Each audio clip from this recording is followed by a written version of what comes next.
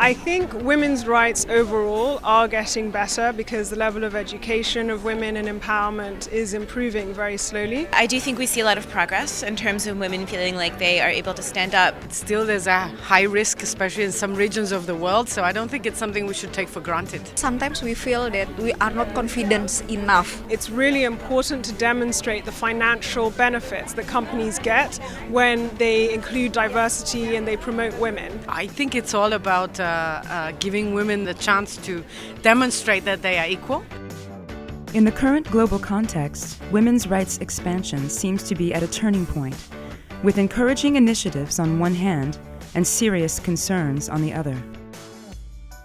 I think that there are two simultaneous trends. One is not so good, one is good.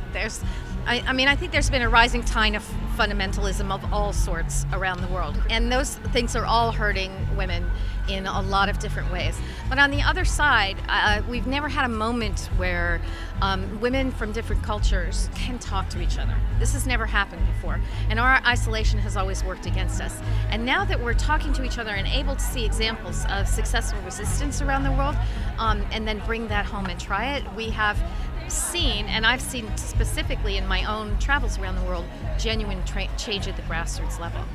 It's difficult to track and describe and fund the really vivid and important work on women's rights because it's happening at the ground level.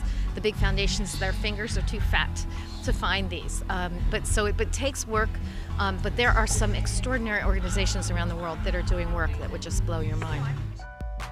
Overall, one must stay optimistic and hopeful for women's rights. From her field experience, Angela Ju-Hyun Kang gives us her methods to transform these good wishes into concrete applications. In order to prevent small problems going to bigger, companies have to work with the NGO sector, experts in social sector. It's really important to benchmarking from other sector and then also other general rights-based organization. If a certain organization can act as a catalyst or intermediary, then they do some research for the companies who have been working in the women's right issue, and then suggest, propose that they could work together to tackle a large or tougher issue, a women's issue, because all fragmented, lose energy or momentum.